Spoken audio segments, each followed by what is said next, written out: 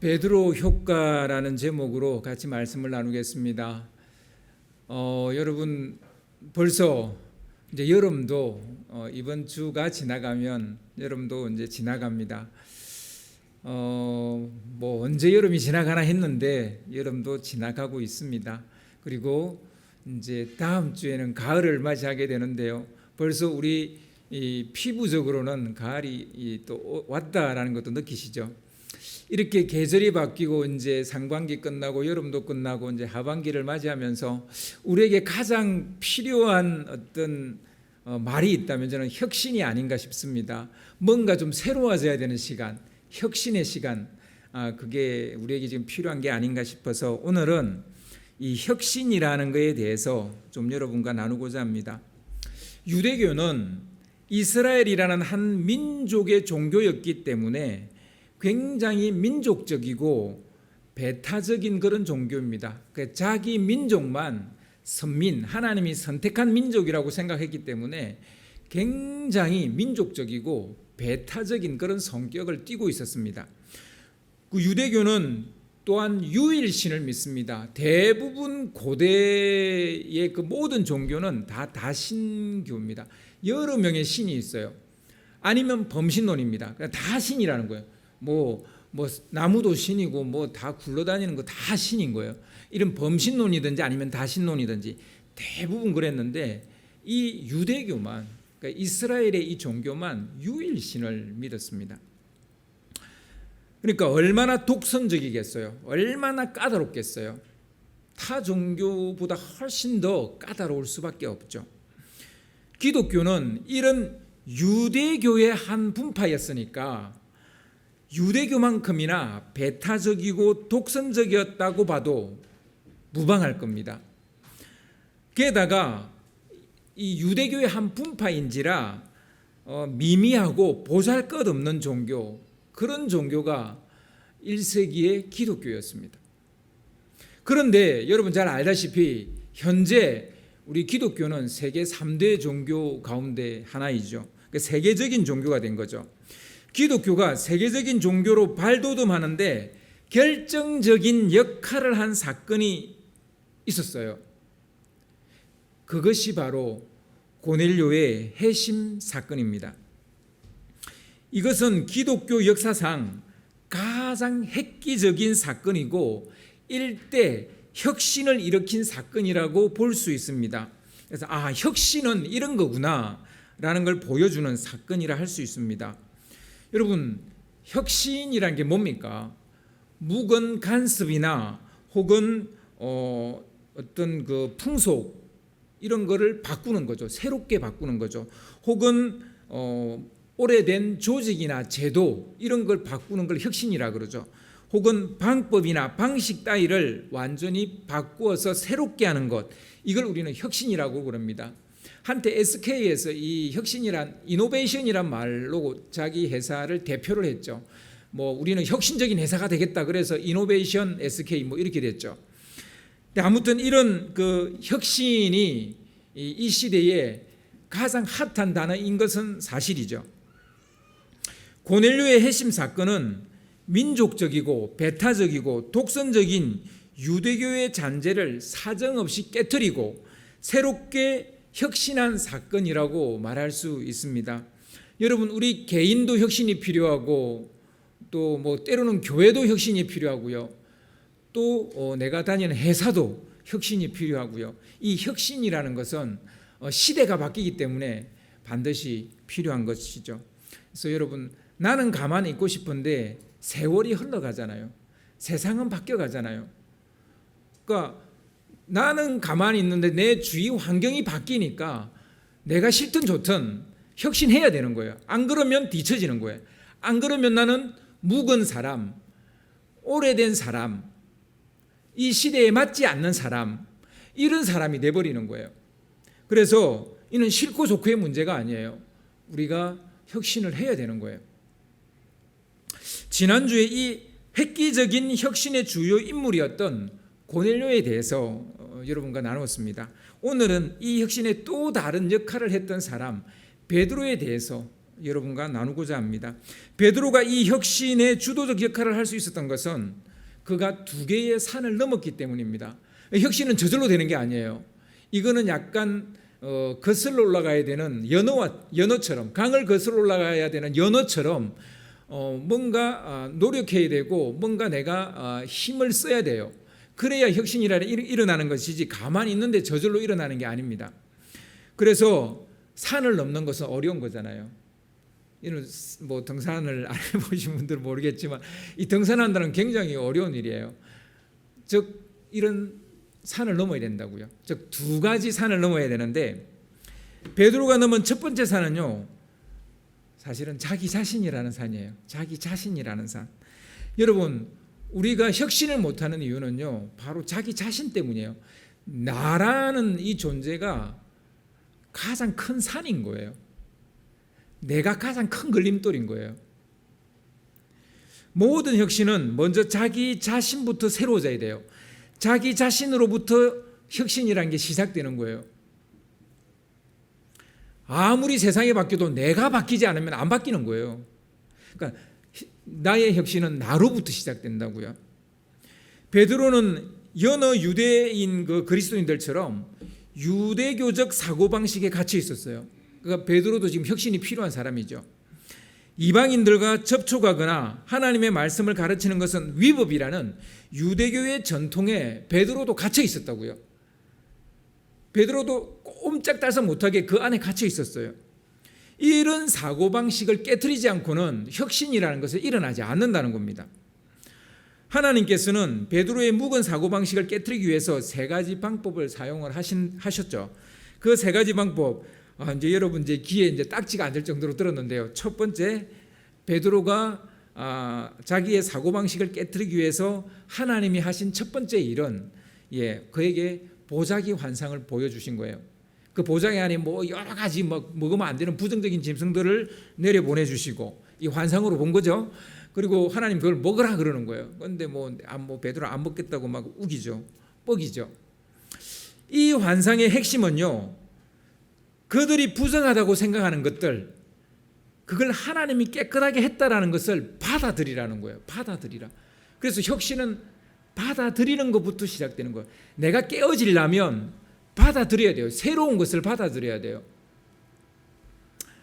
그래서 사도행전 11장 5절에서 11절, 원래는 이 말씀을 오늘 읽어야 되는데 말씀이 너무 길어져서 사실은 가운데 있는 말씀을 우리가 안 읽었거든요. 지금 우리가 한번 읽도록 하겠습니다. 사도행전 11장 5절에서 10절 말씀을 좀 띄워주시기를 바랍니다. 제가 한 절, 여러분 한 절, 10절까지 그렇게 읽도록 하겠습니다. 이르되 내가 욥바시에서 기도할 때에 황홀한 중에 환상을 보니 큰 보자기 같은 그릇이 내 귀에 매여 하늘로부터 내려 내 앞에까지 드리워지거늘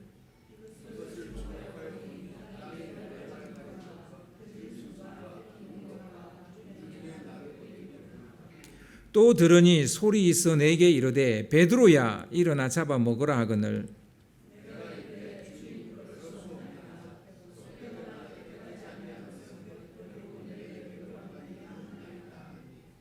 또 하늘로부터 두 번째 소리가 있어 내게 이르되 하나님이 깨끗하게 하신 것을 내가 속되다고 하지 말라 하더라.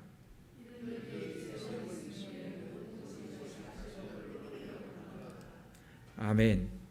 베드로는 세 번이나 똑같은 주님의 음성을 들었어요. 그리고 이 환상이 끝이 났어요. 베드로가 세 번 똑같이 들었던 주의 음성은 이거예요. 하나님이 깨끗하게 하신 것을 내가 속되다고 하지 마라. 너가 속되다고 하지 마라. 이 말을 세 번이나 들었어요. 얼마나 베드로의 생각이 굳어져 있었으면 세 번이나 말씀하셨겠습니까? 그만큼 묵은 신념이나 사고방식을 바꾸기가 어렵다는 것을 우리가 여기서 알 수 있죠. 여러분, 우리가 익숙한 거에서부터 떠나기가 정말 어렵습니다. 그러니까 혁신이 안 되는 거예요. 혁신이 안 일어나는 거예요. 우리 그렇게 했잖아. 잘하고 있었잖아. 뭘 또 바꿔? 그렇게 하는 순간 그 회사는 뒤처지는 거예요. 그 회사는 매출이 줄어들기 시작하는 거예요. 그래서 회사는 끊임없이 혁신을 해야 되는 거죠. 얼마나 베드로의 생각이 굳어 있었나, 얼마나 우리의 생각이 굳어 있었나, 얼마나 우리의 생각이 굳어져 있나, 얼마나 우리는 바꾸지 않는가, 얼마나 우리는 친숙한 것에 안주하려고 하나, 이런 생각들을 우리는 해봐야 되는 겁니다. 결국 환상을 본 것만으로 베드로의 생각이 바뀌었다면 얼마나 좋겠습니까? 그런데 안 바뀌었어요. 이것으로 바뀌지 않는, 이 환상도 보고 3번의 음성을 들었음에도 불구하고 베드로의 생각을 바꿀 수 없다는 것을 하나님이 아셨는지, 환상이 무엇을 의미하는 것인지를 실제적인 일어나는 일들로 증명을 합니다. 그 실제 일어난 일이 뭐냐면, 고넬료가 보낸 사람들이 이 환상이 딱 끝나자마자 바로 그 고넬료가 있는 그 시몬의 집의 문을 딱딱딱 놓고 하는 두드림으로 해서 실제적인 만남이 일어나게 됩니다. 환상 중에 주님의 음성을 3번 듣고 난 후에 고넬료가 보낸 사람들이 베드로를 찾아와서 문을 두드리는 거, 기막힌 타이밍이에요. 뭐 이렇게 타이밍이 정말 막 맞아 떨어질 수가 없는 거죠.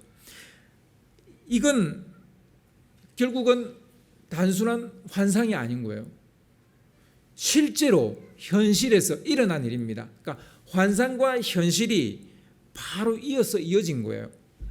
베드로는 자신이 경험한 이 일을 직접 간증하듯이 사도행전 11장 11절에서 14절 자기가 이것을 읊고 있는 거죠. 그래서 다시 우리 11장 11절에서 14절 말씀을 우리가 한 절씩 또 교독을 하겠습니다. 마침 3사람이 내가 유숙한 집 앞에 서 있으니 가이사랴에서 내게로 보낸 사람이라.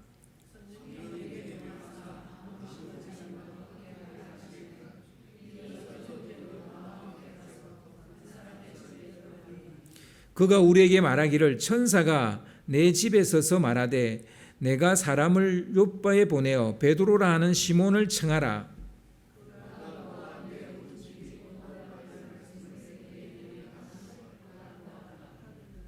네, 아멘. 고넬료가 보낸 사람들의 말을 들어보니까 고넬료도 천사를 통해서 요빠에 있는 베드로를 청하라는 음성을 들었다는 거예요. 그러니까 베드로가 환상을 보기 전에 이미 고넬료는 하나님의 음성을 들은 거예요. 그리고 베드로의 환상이 딱 끝나는 시점에 그 기막힌 그 타이밍에 딱 도착을 한 거예요. 보낸 사람들이. 게다가 이들이 찾아왔을 때 베드로가 그들을 보기도 전에 성령께서 베드로에게 말씀하시는 거예요. 아무 의심 말고 함께 가라. 그들 보기 전에, 그들도 보기 전에 그냥 노크 소리만 들었을 그때 그들과 함께 가라, 이런 성령의 음성을 듣는 거예요. 이건 사람이 꾸며낼 수 있는 그런 일이 아닙니다. 뭐 우연히 일어났다라고 말하기엔 너무나 타이밍이 너무나 맞는 거죠. 이는 하나님이 하시는 일이라는 것을 베드로로 하여금 하나님께서 느끼도록 이렇게 기막힌 타이밍을 주시는 거죠. 그래서 여러분, 우리가 하나님이 우리에게 일하신다라는 것을 보통 우리가 많이 확신하는 것 중에 하나가 이 타이밍이죠. 정말 너무 기막힌 타이밍 같은 것을 우리가 경험하게 되면 이 하나님이 나에게 지금 하라고 하시는 거구나. 이게 이제 하나님의 사인이 될 때가 많죠. 모든 타이밍이 다 그럴 수는 없을지 몰라도 때로는 이런 기막힌 타이밍이 하나님이 우리 가운데 일하는 것을 우리가 알 수 있습니다. 베드로의 오랜 생각을 무너뜨린 결정적인 것은 가서 말씀을 전할 때 그들 가운데 일어난 일이었습니다. 이제 이게 3번째 베드로가 깨어질 수밖에 없는 3번째 경험이죠. 그게 뭐였냐면 성령 세례가 임했다는 겁니다. 그래서 이거는 오늘 본문 말씀인데 우리가 읽었던 말씀이죠. 사도행전 11장 15절에서 17절 말씀을 보면 내가 말을 시작할 때에 성령이 그들에게 임하시기를 처음 우리에게 하신 것과 같이 하는지라. 내가 주의 말씀에 요한은 물로 세례를 베풀었으나 너희는 성령으로 세례를 받으리라 하신 것이 생각나노라. 그런즉 하나님이 우리가 주 예수 그리스도를 믿을 때에 주신 것과 같은 선물을 그들에게도 주셨으니 내가 누구이기에 하나님을 능히 맡겠느냐 하더라. 성령 세례를 우리는 어떤 사람이 할 수 있는 그런 일이 아니에요. 그러니까 이 성령이 임하시는 걸 사람이 어떻게 할 수 있는 그런 문제가 아니에요. 하나님의 역사죠. 뭐 베드로의 잔재주에 의해서 이루어지는 그런 일들이 아닙니다. 옛날에 우리가 이제 부흥회 때 보면 이제 부흥사 목사님들이 성령 받게 하려고 뭐 막 이상한 말을 막 하게 하고 막 혀를 굴러보라 그러고 막 그렇게 그 집회 때 그렇게 이제 요구를 하고 그러셨는데 사실 그게 그 목사님이 그렇게 하라고 해서 그렇게 되는 건 아닙니다. 그건 성령의 역사입니다. 하나님이 하시는 일이에요. 그러니까 뭐 방언을 하든 뭐 예언을 하든 이런 거는 하나님이 하시는 일이에요. 어떤 사람의 잔재주로 되어지는 그런 것이 아닙니다. 이 세 가지 일을 연속적으로 직접 경험하면서 베드로가 깨닫게 됩니다. 이건 하나님이 하시는 일이구나. 고넬료 이방인에게 가서 복음을 전하고 그들에게 말씀을 가르치고 이건 하나님이 하시는 일이구나. 하나님의 뜻이고 하나님의 마음이구나. 하나님이 하시는 일을 누가 막을 수 있겠습니까? 뭐 베드로가 아무리 수제자라 할지라도 예수님이 내가 너에게 교회를 너의 그 고백 위에 내가 교회를 세우겠다라고 했지만 그러나 하나님이 하시지 않으면 안 되는 일이에요. 뭐 초대교회 지도자라고 어림도 없습니다. 이거는 하나님이 하시는 일이에요. 사람으로 살 수 있는 일이 아닙니다. 베드로가 한 것은 베드로가 한 것은 하나님이 하시는 일을 인정하고 받아들이는 것밖에 그가 한 일이 없어요. 우리가요 변화되어지려면 우리가 무언가를 해야 되는 게 아니고 받아들여야 된다고요. 하나님이 일하시고 계시다는 것을 받아들여야 된다고요. 우리는 혁신을 위해서 뭐 혁명이라도 일으켜야 되는 줄로 알고 있습니다. 무슨 대단한 뭔가를 해야 되는 걸로 알고 있습니다. 여러분 아니에요. 세상 일은 그럴지 모르겠지만 하나님의 세계에서 일어나는 일은 그렇지 않는 것 같아요. 무엇인가를 해야 하는 것이 아니라 하나님께서 하신 일을 인정하고 받아들여야 된다고요. 이게 뭡니까? 인정하고 받아들이는 것. 이게 믿음이에요. 그러니까 하나님이 일하신다는 것을 믿을 때에 혁신이 일어난다고요. 이게 세상 일과 좀 다릅니다.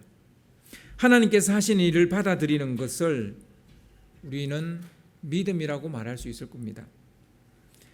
하나님께서 독생자 예수를 이 땅에 보내시고 우리를 위해 대속제물이 되게 하신 것은 우리를 구원하기 위한 새롭고 산 길을 내신 것이죠. 이 일을, 이 하나님이 하신 일, 예수님이 하신 이 일을 우리가 받아들이면 돼요. 사실 우리가 구원받는데 우리가 숟가락 하나 올리지 않았어요. 우리가 한 일은 아무것도 없습니다. 우리가 해야 하는 것은 하나님께서 이 놀라운 일을 하셨다는 사실을 받아들이면 되는 거예요. 믿기만 하면 그래서 구원을 얻습니다. 믿기만 하면 구원을 얻습니다.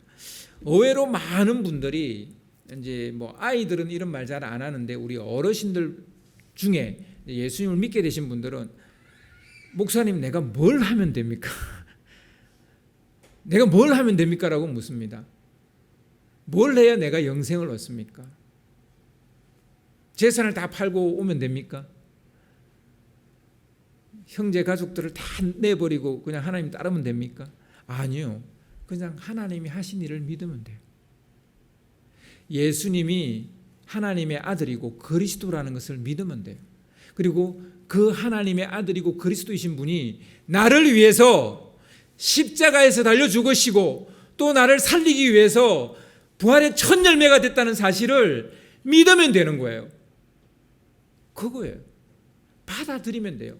하나님이 이런 일을 하셨다는 것을 받아들이면 되는 거예요. 믿으면 되는 거예요. 그래서 우리가 할 일은 믿는 겁니다. 우리가 십자가 지는 거 아니에요. 내가 부활하는 거 아니에요. 여러분 십자가 질 수 있겠습니까? 여러분 스스로 부활할 수 있겠습니까? 안 되는 거예요. 그건 주님만이 하실 수 있는, 하나님만이 하시는 일이에요. 나의 십자가라는 것은 이제 내가 예수님 믿고 이 믿음을 가졌기 때문에 세상과 부딪히는 일들이 생기게 돼요. 세상의 이론과 논리와는 맞지 않아요. 믿음의 논리는. 그래서 그것을 내가 뚫고 나가는 것, 그것이 내가 져야 될 십자가인 겁니다.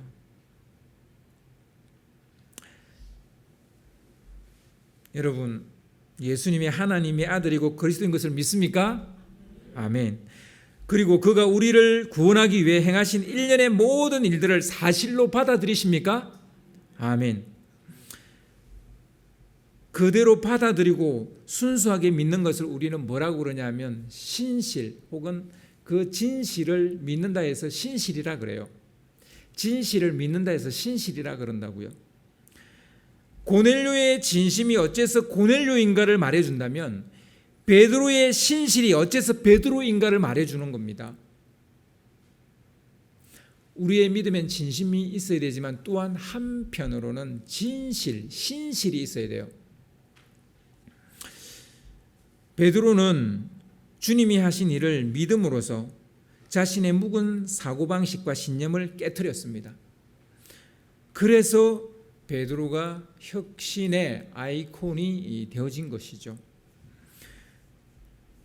그러나 베드로 혼자 바뀐다고 해서 기독교가 세계적인 종교가 됩니까? 세계가 바뀝니까? 그건 아니죠. 베드로 혼자만의 생각이 바뀐다고 해서 세상이 바뀌는 것은 아니죠. 기독교 공동체에 몸담고 있는 모든 그리스도인들의 생각이 바뀌어야 합니다. 이것이 바로 베드로가 넘어야 될 두 번째 산입니다. 첫 번째 산은 자기 자신이에요. 첫 번째는 자기 자신이라는 산을 넘어야 되고요. 두 번째는 공동체라는 산을 넘어야 돼요. 여러분 아마 우리 성도님들 중에서도 이 공동체라는 산을 넘어야 되는 그 짐을 가지고 있는 분들이 계세요. 첫 번째는 가족이죠. 가족 중에 믿지 않는 분들이 있단 말입니다. 그분들을 믿게 해야 되는 거예요. 그래야 뭔가 우리 신앙 안에 혁신이 일어나는 거예요. 여러분, 교회 우리만 잘 믿으면 되지 하고 맨날 우리만 하고 있으면 되겠습니까? 아니요. 우리는 우리 이웃에게 나가야 돼요. 그래서 선한 이웃이 돼야 됩니다. 교회는 선한 이웃이 돼야 혁신이 일어나요. 교회는 가만히 있으면 후퇴하게 돼 있어요. 그래서 이웃에게 나가야 됩니다. 이웃에게 복음을 전해야 되고 이웃 나라에 가서 복음을 전해야 되고 믿지 않는 사람들에게 복음을 전해야 되고, 이게 베드로가 넘어야 될 두 번째 산인 거죠. 그리고 우리가 넘어야 될 두 번째 산입니다. 근데요, 우리가 이게 이제 믿지 않는 사람만 두 번째 산이냐? 그건 아니에요. 믿는 사람, 우리 주위에 믿는 사람들이 있는데 이 믿는 사람들이 참 안 바뀌어요. 성장 안 해요. 발전이 없어요. 혁신이 없어요. 늘 제자리에 있어요. 그런 사람들을 성장하게 하고 발전하게 만드는 것, 이것 또한 우리가 넘어야 될 두 번째 산일 수 있습니다. 지금 베드로는 본인이 욥바와 가이사랴에서 이 세 번의 경험을 통해서 하나님의 강력한 역사를 통해서 이 세 번의 경험을 하게 되는데 이것을 통해서 자기는 깨어지고 혁신이 일어났어요. 그런데 예루살렘으로 돌아와서 보니까 기가 막힌 일들이 일어나고 있는 거예요. 자기가 돌아오기 전에 먼저 돌아온 게 있는 거예요. 자기보다 먼저 돌아왔어요. 뭐가 먼저 돌아왔어요? 소문이. 베드로가 가이사랴에서 이방인 고넬료를 전도했다더라. 그 이방인에게 하나님의 말씀을 가르쳤다더라. 그가 말씀을 가르쳤는데 그 이방인들한테 성령이 임했다더라. 이 말도 안 되는 일들이 일어났다더라. 이런 소문이 베드로가 예루살렘으로 돌아오기 전에 먼저 들어온 거예요. 그 소문이 바닥에 이미 예루살렘에 퍼져 있는 겁니다.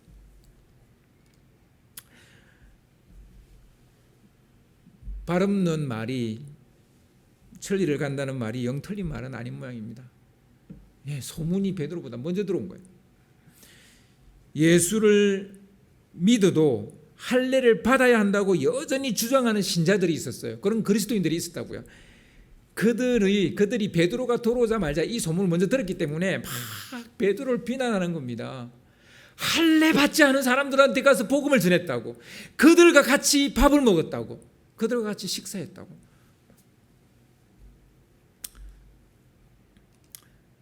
수고했다는 말은커녕 애썼다는 말은커녕 비난의 말이 막 베드로에게 쏟아지는 거예요.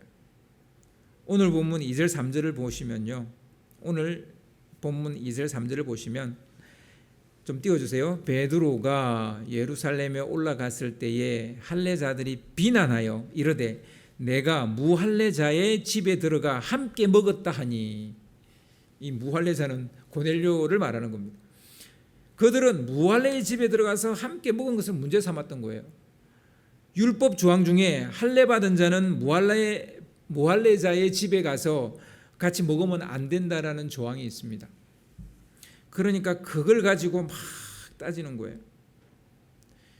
베드로는 의기양양하게 예루살렘으로 돌아왔을런지 아니면 이런 일을 예상하고 걱정에 쌓여서 예루살렘에 돌아왔는지 알 수는 없습니다. 뭐 그의 어떤 생각을 가지고 예루살렘에 돌아왔는지 모르겠지만 분명한 것은 예루살렘에서 자기를 비난한다는 거예요. 많은 사도들이, 많은 형제들이, 믿음의 형제들이, 그 1절에 보면 사도들과 형제들이라고 되어 있으니까 예수 믿는 그 사람들이에요. 심지어 사도들도 그 안에 들어가 있는 거예요. 다른 사도들도. 터진 거예요. 언젠가는 반드시 짚고 넘어가야 할 문제였고 반드시 풀어야 될 과제이기는 했어요. 근데 그게 터진 거예요. 베드로는 예루살렘에 있는 사도들과 믿음의 형제들을 어떻게든 설득시켜야 됩니다. 이게 베드로가 넘어야 될 두 번째 산인 거예요.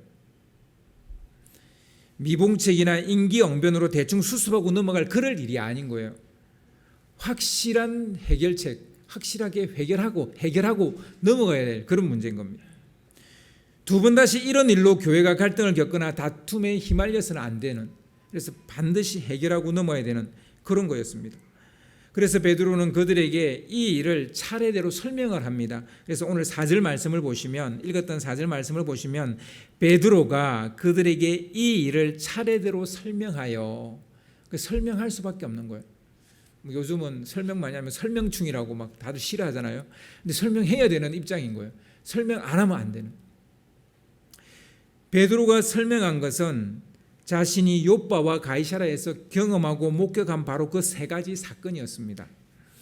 하늘에서 내려온 보자기 환상을 통해서 하나님께서 이방인들을 깨끗하게 하셨다라는 그 사실, 그리고 기막힌 타이밍에 이방인 고넬료가 자기를 초청했다는 것과, 그리고 성령이 그들을 따라가라고 말씀하신 것, 그리고 마지막으로 그들에게도 우리와 똑같이 성령 세례가 임하더라는 것, 이 세 가지를 예루살렘에 있는 사도들과 형제들에게 설명을 했다는 거예요. 그러면서 베드로는 뭐 간정처럼 이렇게 이야기하면서, 이 세 가지를 이야기하면서 마지막으로 이렇게 말을 합니다. 오늘 본문 17절을 한번 봅시다. 17절 말씀을 좀 띄워주시기 바랍니다. 우리 17절 말씀을 같이 한 목소리로 읽도록 하겠습니다. 오늘 본문 17절 말씀입니다. 17절 말씀을 좀 띄워주세요. 시작. 그런즉 하나님이 우리가 주 예수 그리스도를 믿을 때에 주신 것과 같은 선물을 그들에게도 주셨으니 내가 누구이기에 하나님을 능히 맡겠느냐 하더라. 베드로가 말한, 내가 누구이기에 하나님을 능히 맡겠느냐. 이 말은 이건 하나님이 하시는 일이라는 말이에요. 이건 하나님이 하시는 일인데 하나님이 하시는 일을 내가 무슨 수로 맡을 수 있겠느냐. 너희도 이방인 전도와 선교는 하나님이 하시는 일이라는 것을 받아들여라, 이 얘기인 거예요. 나도 받아들였으니까 너희도 받아들여라라는 거예요. 베드로의 이 말 속에는 구별과 차별을 구분하라는 그런 말이 들어가 있는 겁니다. 지금 그들이 왜 유대인들은 이방인들과 접촉하면 안 돼요? 왜 그들과 식사하면 안 되는 거예요? 그들에게 왜 하나님의 말씀 전하면 안 되는 거예요? 예, 이방인들은 부정한 존재들이기 때문이에요. 그래서 거룩하라는 하나님의 명령을 지키기 위해서는 그들을 접촉해도 안 되고 만나도 안 되는 거예요. 뭐 힌두교에 가면 불가촉 천민이라는 거 있지 않습니까? 접촉하면 바로 막 내가 더러워진다고 생각하는 거의 그런 류의 생각을 이 유대인들이 하고 있어요. 이방인들은 다 그렇다고 본 거예요. 정말 독선적이죠. 정말 배타적이죠. 거룩하라는 하나님의 명령 때문에 그랬는데, 여러분, 거룩하라는 하나님의 명령은 변함이 없어요. 그러면 예수님 이후로는 거룩하라는 말은 의미가 없는 겁니까? 그렇게 해야 되는 이 말씀은 그럼 우리에게 아무 의미가 없는 말입니까? 그건 아니에요. 이 명령은 변함이 없어요. 다만 이전의 거룩은 세상이 너무 악하기 때문에 다른 민족과 거리두기를 해야 지킬 수 있다는 겁니다. 노아 홍수 때요, 세상 모든 민족이 다 타락을 한 거예요. 너무 악해지. 하나님이 세상을 심판할 정도로 세상이 너무 악해진 거예요. 그 이후에 하나님이 아브라함을 선택했단 말입니다. 그러니까 아브라함을 선택하고 나중에 이제 그 아브라함의 후손이 큰 민족이 됐어요. 큰 민족이 된 이후에 모세를 통해서 내가 거룩하니 너희도 거룩하라. 너희는 거룩한 민족이 되라. 그래서 세상 다른 민족들과 접촉하지 마라, 이렇게 이야기한 거예요. 너희들이 온전히 거룩한 민족이 돼야 세상을 거룩하게 하는 민족이 될 수 있기 때문에, 그래서 너희들이 온전히 거룩한 민족이 되라, 이렇게 하신 거예요. 그런데 뒤에 것은 쏙 빼먹어버리고 앞에 것만, 자기 민족만 이제 그렇게 지려고 하다 보니 다른 세상 민족들과 접촉을 하지 않고 거리두기를 하는 거예요. 세상 풍습과 성 꺾기를 하는 겁니다. 그러니까 이방인과 같이 먹지도 말고 함께 하지도 말라는 겁니다. 이해는 돼요. 출애굽한 그 이스라엘 백성들이 가나안 땅에 들어왔는데 금방 가나안 족속의 풍속을 또 받아들이잖아요. 바알신과 아세라 신을 또 받아들이잖아요. 그러니까 사람이 그렇다 보니 그들과 거리두기해라, 성격해라, 이해가 돼요. 그러나 지금은 예수 그리스도를 믿음으로 말미암아 누구나 깨끗해질 수 있게 되었기 때문에, 즉 하나님께서 부정한 사람들과 민족들을 깨끗하게 하셨다라는 겁니다. 이제 그들에게 가서 이 복음을 전하여서 그들도 거룩한 백성이 되게 하라는 거예요. 그런데 유대인들과 일부 유대교적 사고방식을 가지고 있는 기독교인들 중에는 이걸 받아들이지 않고 있었던 겁니다. 그래서 구별을 하고 있는 게 아니라 이제 이들은 차별을 하고 있는 거예요. 그러니까 거룩해지라는 것은 구별되어지라는 것이지 그들을 차별하라는 얘기가 아닙니다. 사람들을 차별하지 말라는 민족들을 차별하지 말라는 거예요. 그가 어떤 사람이고 어떤 일을 행하였고 과거가 어떠하든 차별하지 말라는 거예요. 민족을 배신하고 자기 배만 불리던 세리였던, 몸을 파는 장녀였던, 아브라함의 피가 섞이지 않은 이방인이든 혹은 이방인의 피가 섞인 사마리아 사람이든 이스라엘을 괴롭히는 로마 사람이든 그가 종이든 노예든 여자든 아이든 그런 것으로 차별하지 말라는 거예요. 그들도 복음을 듣고 예수를 믿으면 거룩한 백성이 된다는 거예요. 그가 옛날에 창녀였던, 민족을 팔아먹었던 세리였던, 그가 이방인의 피가 섞인 사마리아인이든 그가 로마인이든 헬라인이든 야만인이든 그가 여자든 남자든 누구든 간에 그가 복음을 듣고 예수 그리스도로 말미암아 거룩한 백성이 될 수 있다는 거예요. 왕 같은 제사장이 될 수 있다는 거예요. 이전에는 할례를 하고 하지 않고는 그 약속의 자녀인가 아닌가를 구별하는 그런 징표가 됐어요. 약속의 자녀는 할례를 했어야만 합니다. 그래서 그게 이제 하나님의 자녀가 됐다는 거 징표였어요. 할례가. 하지만 이제는 할례가 필요 없게 됐다는 거예요. 우리가 약속의 자녀가 되기 위해서 가져야 할 징표는 예수 그리스도를 믿는 믿음뿐입니다. 믿으면 이제 우리는 거룩한 백성이 되는 거예요. 왕 같은 제사장이 되는 거예요. 예수님이 우리 죄를 다 없이 하신 거예요. 아멘. 그런데 여전히 차별을 하는 거예요. 예수님 믿고도 여전히 차별을 하는 거예요. 저는 이방인이라고. 접촉도 하면 안 된다고.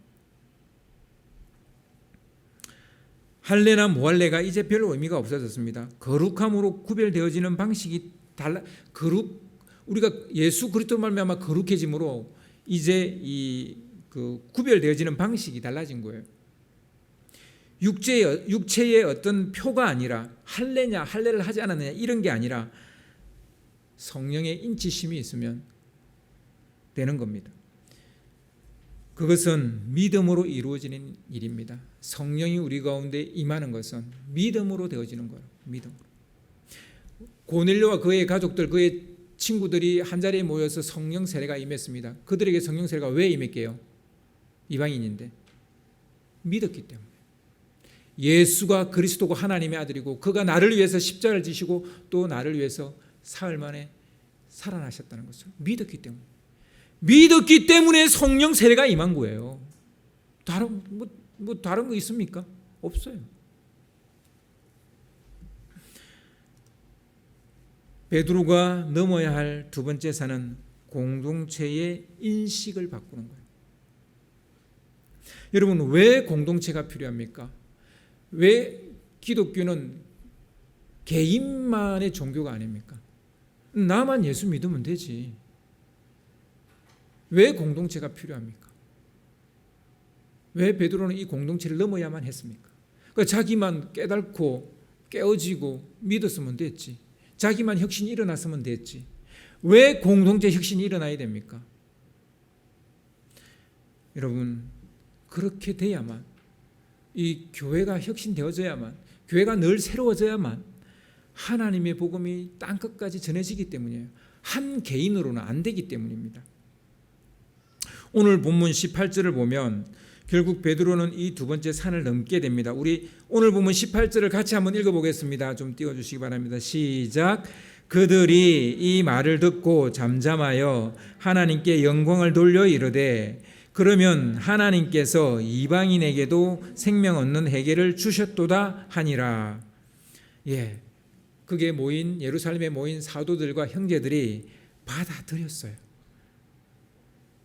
베드로는 자신이 겪고 경험한 것을 숨기지 않고 다 말했어요.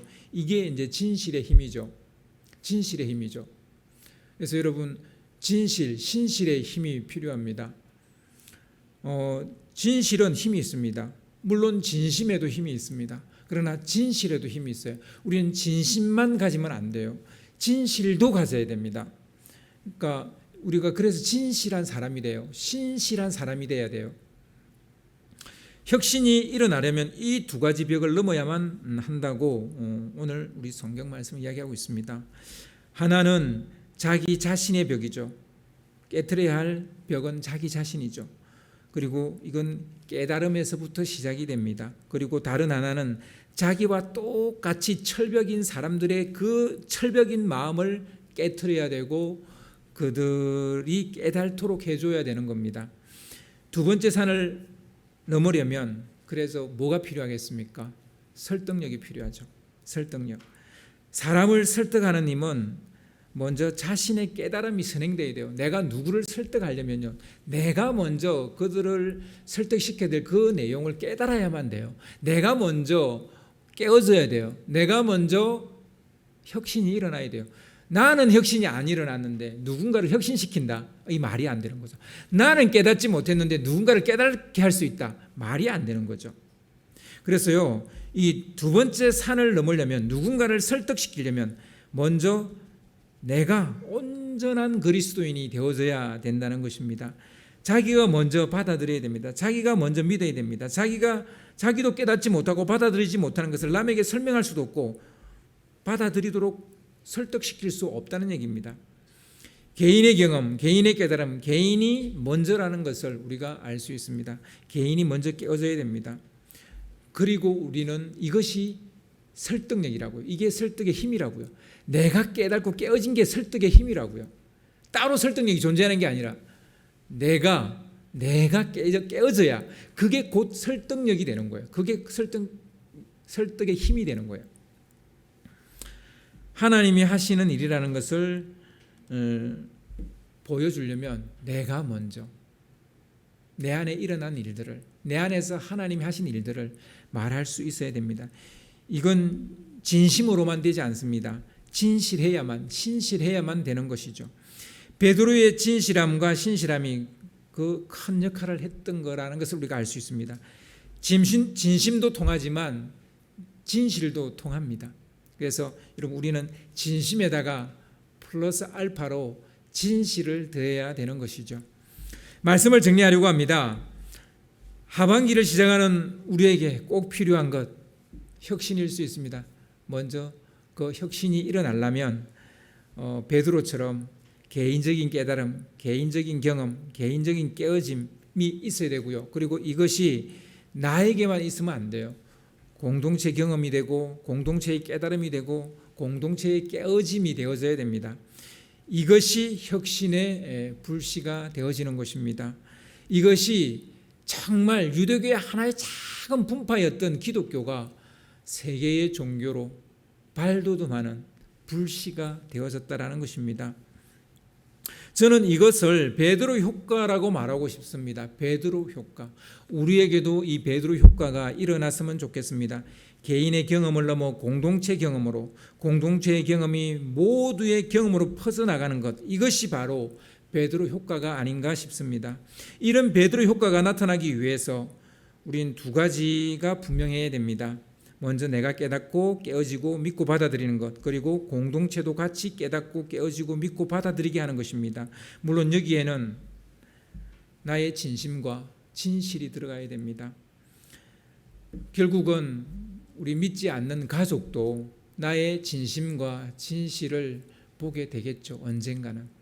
여러분, 그래서 이 나의 진심과 진실을 가지고 내가 경험한 하나님을 그들에게 이야기할 때, 그들에게 말할 때 그들도 변하게 된다는 것입니다.